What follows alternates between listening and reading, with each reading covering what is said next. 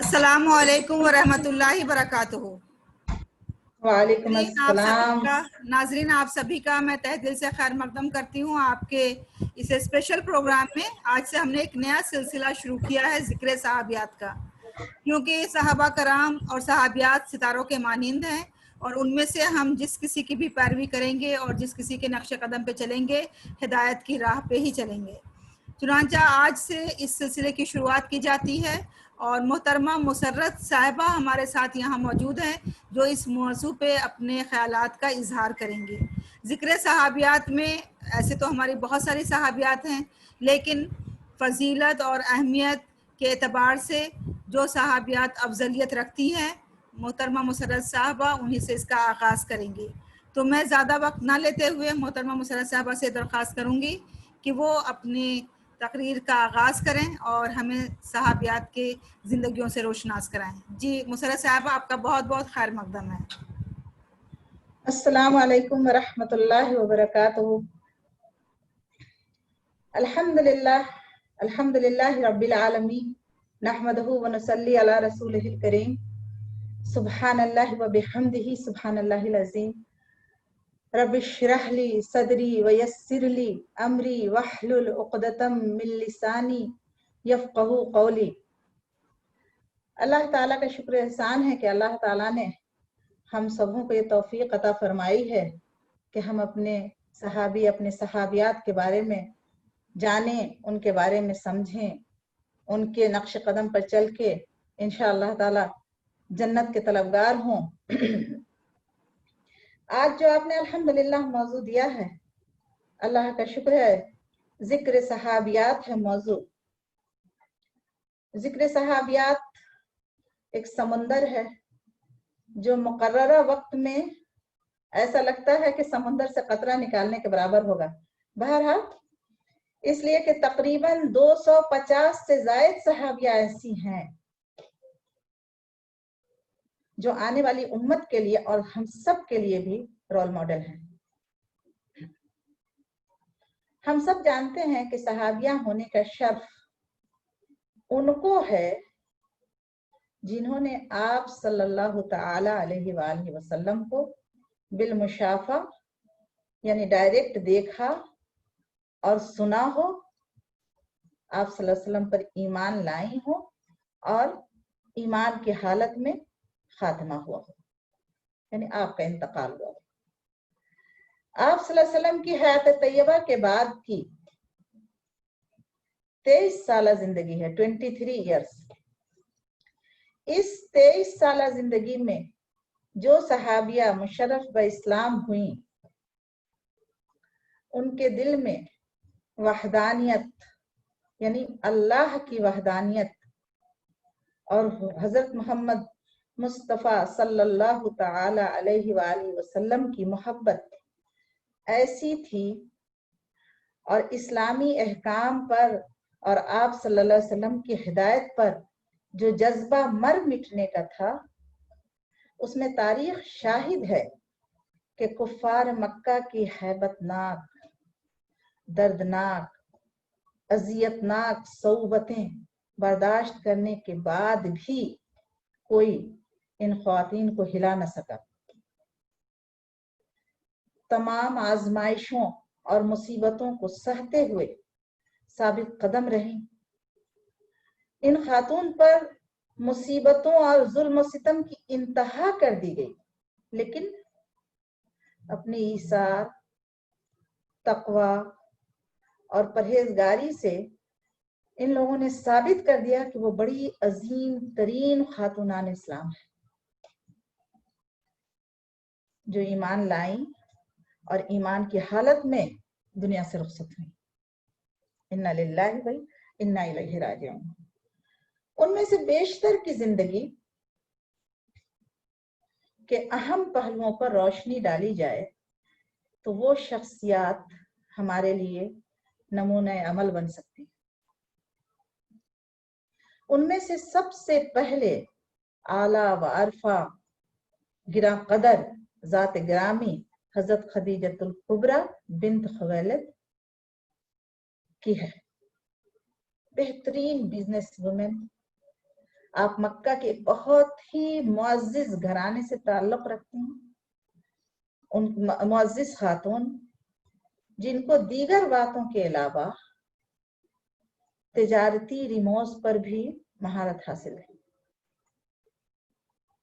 بڑی سوجھ بوجھ کی خاتون تھی، بڑی دولت مند، مضبوط قوت ارادی اور نہایت رحم دل، غریب پرور اور معاملہ فہم خاتون تھی۔ حضرت خدیجۃ الکبریٰ رضی اللہ تعالی عنہ کی شادی حضور صلی اللہ علیہ وآلہ وسلم سے اس وقت ہوئی جب آپ صلی اللہ علیہ وسلم نبوت سے سرفراز نہیں ہوئے تھے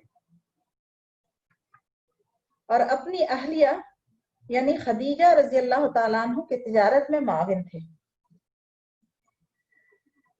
آپ وہ پہلی خاتون ہیں کہ جس کو ام المومنین کا لقب ملا۔ آپ صلی اللہ علیہ وسلم کو نبوت ملی، آپ پر خوف و لرزہ طاری تھا، خوف سے آپ کانپ رہے تھے۔ اس وقت انہوں نے ایسی ڈھارس دی جس کی مثال ملنی مشکل ہے، ایسی ڈھارس۔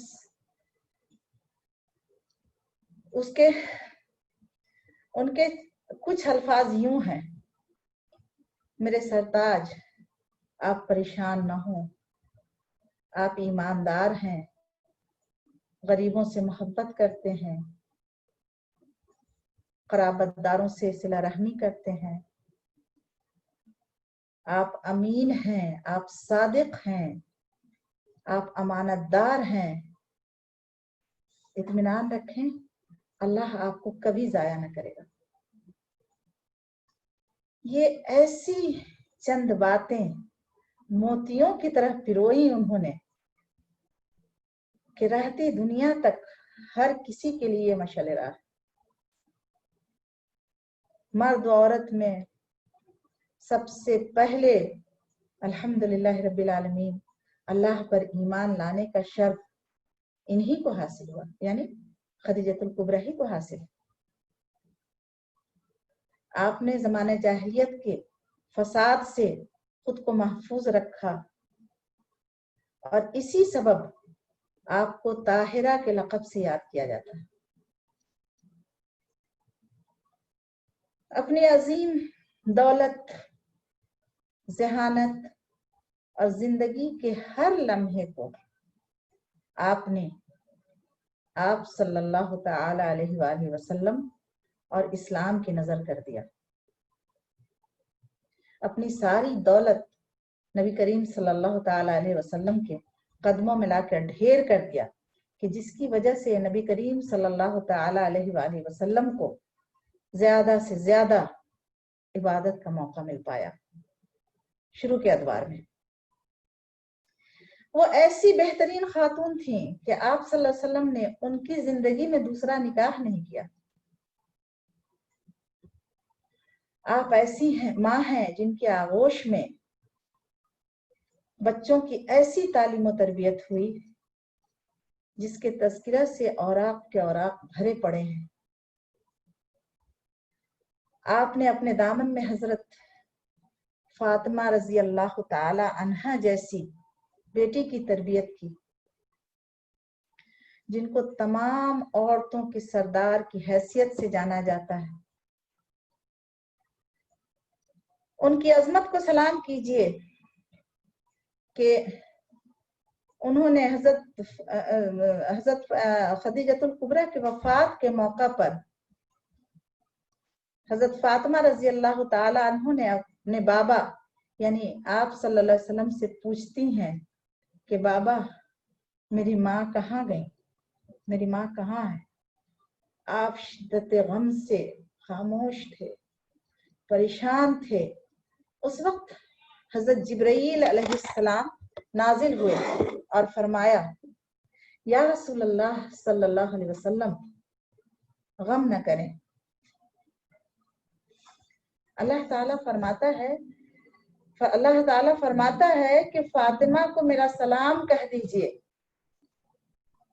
اور بتا دیجئے کہ ان کی ماں حضرت خدیجۃ الکبریٰ، حضرت آسیہ زوجہ فرعون اور مریم بنت عمران کے ساتھ ماشاء اللہ تبارک اللہ جنت میں زندگی گزار رہے ہیں۔ اللہ کی آپ صلی اللہ علیہ وسلم پوری زندگی اپنی اس وفاشار بیوی کو یاد کرتے رہے۔ جب بھی ان کا ذکر آتا تھا آپ ملول ہو جاتے تھے۔ اللہ کی ذات پاک پر کامل یقین اور اسلام کی راہ میں سب سے پہلے شہید ہونے والی خاتون حضرت سمیہ رضی اللہ تعالیٰ عنہ کا شمار بھی ان بلند پایا صحابیات میں ہوتا ہے جنہوں نے اسلام کی راہ میں سخت ترین اذیتوں کا سامنا کیا، اپنی شہادت سے اسلام کی مستحکم ترین شمع روشن کر دی جو تاریخ کی کتابوں میں موجود ہے۔ صحابیات میں کن کن کا ذکر کیا جائے؟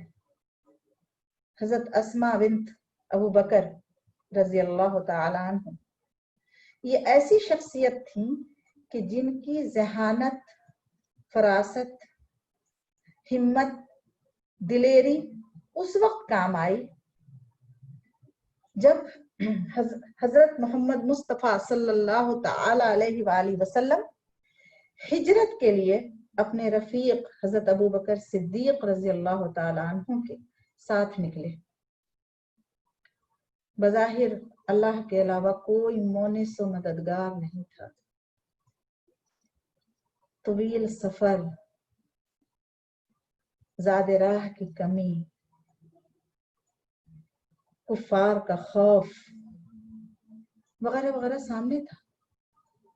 قربان جائیے حضرت اسماء بنت ابو بکر پر جو کفار مکہ سے چھپ چھپ کر اپنے والد ابو بکر اور آپ صلی اللہ علیہ وسلم کے لیے توشہ بنا کر غار ثور میں، جہاں کے مشرکین مکہ سے آپ چھپے ہوئے تھے، لایا کرتی تھی، اور ساتھ ہی مکہ کے حالات سے بھی آپ لوگوں کو باخبر کرتی۔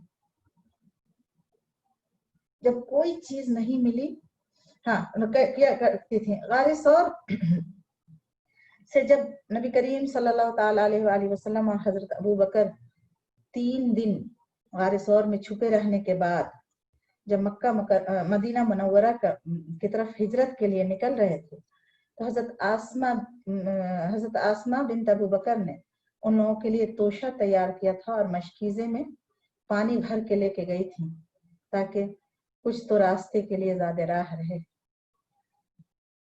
چنانچہ اس وقت کا دور ایسا تھا کہ مشکیزہ باندھنے کے لیے یا وہ کھانے کا جو تھیلا تھا اس کو باندھنے کے لیے کچھ نہیں ملا، تو حضرت آسماء بنت رضی اللہ تعالیٰ عنہ نے اپنا ازار بند، یعنی جس کو عربی میں نطاقہ کہتے ہیں، نطاقہ، اس کے 2 ٹکڑے کیے اور ایک سے کھانے کا تھیلا باندھا اور دوسرے سے مشکیزے کا منہ باندھا۔ نبی کریم صلی اللہ تعالی علیہ وآلہ وسلم کو یہ منظر اور ان کی یہ سخاوت اور ان کا یہ طریقہ اتنا محبوب ہوا، اتنا اچھا لگا کہ انہوں نے آپ کو ذات النطاقین کے لقب سے نوازا، یعنی 2 ازار بند والی، ازار بند کہیے یا کمر بند کہیے، جو بھی تو 2 ازار بند والی، اور دعا کی کہ تیرے اس نطاقین کے بدلے اللہ تعالی تجھے جنت میں 2 کمر بند یا 2 ازار بند عطا کرے گا انشاءاللہ۔ اسی طرح خاتونان جنت سیدہ فاطمہ زہرا بنت محمد صلی اللہ علیہ وسلم کا تذکرہ بھی باعث برکت ہے۔ آپ حضرت فاطمہ رضی اللہ تعالی عنہ نبی کریم حضرت محمد مصطفیٰ صلی اللہ تعالی علیہ وآلہ وسلم اور بی بی خدیجۃ الکبریٰ کی سب سے چھوٹی اولاد تھی، بہت لاڈلی، بڑی محبوب، تمام جہانوں کے عورتوں کی سردار، ایسے اعلیٰ کردار کے مالک کہ ان کے القاب سے تاریخ بھری پڑی ہے، جیسے زہرا یعنی عالی شان روشن، بطول یعنی عفت والی پاک، رضیہ اللہ کی رضا پہ راضی رہنے والی، زکیہ گناہوں سے پاک، طاہرہ پاک و صاف، وغیرہ وغیرہ۔ آپ ایک مثالی ماں، مثالی بیٹی، مثالی بیوی اور بہن کی شکل میں قدرت کا بہترین عطیہ، قدرت کا بہترین تحفہ۔ صحابیات طیبات جنہوں نے گلشن رسالت کے مہکتے پھولوں سے اپنے دامن سجائے، یہ کائنات کی وہ ہستیاں ہیں جن کے وجود پر جتنا بھی فخر کیا جائے کم ہے۔ یہ کائنات کی وہ ہستیاں ہیں جنہوں نے نبی کریم صلی اللہ تعالی علیہ وسلم کی ڈائریکٹ تربیت پائی۔ ایک بار کا واقعہ ہے کہ نبی کریم صلی اللہ تعالی علیہ وآلہ وسلم مدینہ منورہ میں حرم شریف فجر کی نماز کے لیے تشریف لے جا رہے تھے، تو دیکھا کہ حضرت فاطمہ رضی اللہ تعالی عنہ جانماز پر بیٹھی ذکر اذکار میں مشغول ہیں، تبسم فرمایا اور چلے گئے۔ وہاں سے نماز پڑھ کے، اشراق پڑھ کے، جب آپ صلی اللہ علیہ وسلم کا معمول تھا کہ اشراق پڑھ کے واپس آیا کرتے تھے، آپ جب واپس آئے تو دیکھا کہ حضرت فاطمہ رضی اللہ تعالی عنہ اسی حال میں جانماز پر بیٹھے ہوئے۔ تو نبی کریم صلی اللہ علیہ وسلم جب ان کا ذکر پورا ہو گیا، وہ فارغ ہو گئی، یا یہ احساس ہوا کہ بابا گھر میں آئے ہیں، کچھ ان کی تواضع کی جائے، تو انہوں نے اپنا وہ جانماز طرح کیا۔ نبی کریم صلی اللہ تعالی علیہ وآلہ وسلم نے کہا کہ اے فاطمہ، وقت کا اندازہ لگاؤ، اللہ کی عبادت بہت ضروری ہے، لیکن بچوں کی تربیت اور شوہر کی تابعداری بھی ضروری ہے۔ یہ طریقہ تھا ان لوگوں کے تربیت کرنے کا، تو تربیت بھی ہو گئی۔ ایک بار کا اور واقعہ حضرت فاطمہ رضی اللہ تعالیٰ عنہ کا کہ آپ بیٹھی ہوئی ذکر اذکار کر رہی تھیں، آپ کے ایک جانب پہ حضرت امام حسن، دوسرے پہ حضرت امام حسین رضی اللہ تعالیٰ عنہ بیٹھے تھے، اور آپ صلی اللہ علیہ وسلم حضرت علی کرم اللہ وجہہ جو آپ کے شوہر تھے، ان کے کرتے میں پیوند لگا رہی تھی کہ آپ صلی اللہ علیہ وسلم اور سبحان اللہ سبحان اللہ سبحان اللہ کا ذکر کر رہی تھی۔ آپ صلی اللہ علیہ وسلم نے دیکھا تو تبسم فرمایا اور کہا کہ فاطمہ، 30 فرشتے کھڑے ہو کر تمہاری مغفرت کی دعا کر رہے ہیں۔ کہا کہ آپ چلے گئے باہر۔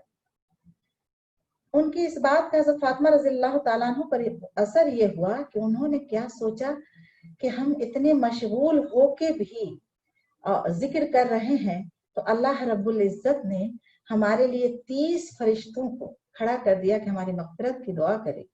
تو انہوں نے کیا کہ حضرت امام حسن کو اتارا گود سے اور حضرت امام حسین کو اتارا اور ذکر میں لگ گئی۔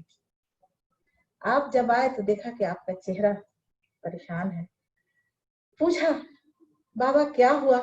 انہوں نے کہا کہ اے فاطمہ، ابھی جب میں آیا تھا تو میں نے دیکھا کہ 30 فرشتے تمہاری مغفرت کی دعا کر رہے ہیں، لیکن جب میں واپس آیا تو میں دیکھ رہا ہوں کہ 20 فرشتے چلے گئے، صرف 10 فرشتے تمہاری مغفرت کی دعا کر رہے ہیں.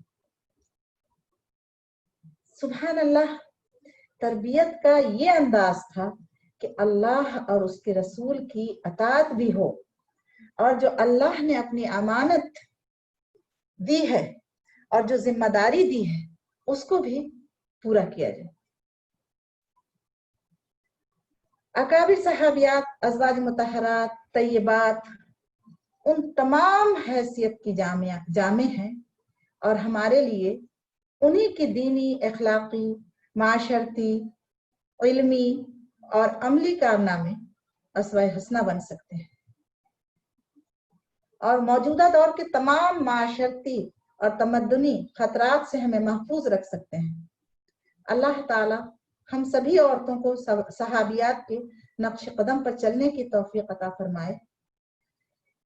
حضرت عائشہ رضی اللہ تعالیٰ عنہ کا معاملہ ایسا تھا. نبی کریم کی سب سے عزیز ترین اور لاڈلی بیوی تھی، بہت محبت کیا کرتے تھے آپ ان سے. ان کی ذہانت کا معاملہ یہ تھا، بہت ساری احادیث ان سے مروی ہے. ان کی ذہانت کا معاملہ یہ تھا کہ جب نبی کریم صلی اللہ تعالی علیہ وآلہ وسلم کوئی حدیث، کوئی بات کیا کرتے تھے، کوئی بات سناتے تھے، کوئی حدیث کہتے تھے، تو اس کو آپ یاد کر لیا کرتے تھے. چنانچہ ان کے بعد بہت ساری احادیث حضرت عائشہ رضی اللہ تعالی عنہ سے منقول ہے.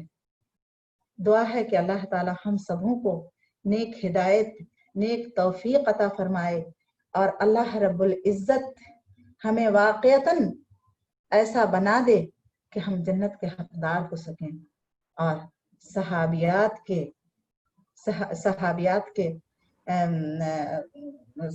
کے ساتھ اللہ رب العزت ہمیں جنت الفردوس میں اعلیٰ وارفع مقام عطا فرمائے. وآخر الدعوان الحمد للہ رب العالمین. بہت بہت شکریہ، جزاک اللہ خیر. ماشاءاللہ آپ نے بہت تفصیل سے صحابیات کا ذکر کیا، ان کی زندگیوں پہ روشنی ڈالی، اور ان کی زندگیوں میں ہمارے لیے کیا نصیحت ہے وہ بھی آپ نے ہمیں تفصیل سے بتایا. اللہ تعالیٰ آپ کی اس کوششوں کو قبول فرمائے، اور ہماری بہنوں کو توفیق دے کہ ہم اس پہ عمل پیرا ہو کر کے اپنی زندگیوں کو بھی سنوار سکیں، اور دنیا اور آخرت دونوں میں کامیاب ہو سکیں. کیونکہ دنیاوی کامیابی کے ساتھ ساتھ اخروی کامیابی بھی ضروری ہے، اس کے بغیر کوئی کامیابی ہے ہی نہیں. اور اگر ہم صحابیات کے فٹ سٹیپ کو فالو کرتے ہیں تو ظاہر سی بات ہے کہ اس دنیا ہی میں نہیں بلکہ دوسری دنیا میں، یعنی کہ مرنے کے بعد کی جو ابدی زندگی ہے اس میں یقیناً ہم سب کامیاب ہوں گے. تو میں ایک بار پھر آپ کا تہہ دل سے شکریہ ادا کرتی ہوں، آپ کے لیے دعا گو ہوں. اللہ تعالیٰ آپ کی کوششوں کو قبول فرمائے. اور اسی کے ساتھ ہم ناظرین سے لیتے ہیں اجازت. انشاءاللہ پھر ملاقات ہوگی اگلے ہفتے دیگر صحابیات کے تذکرے کے ساتھ. تب تک آپ اپنا بہت سارا خیال رکھیں، دعاؤں میں یاد رکھیں. اللہ حافظ. اللہ حافظ. السلام علیکم. وعلیکم السلام.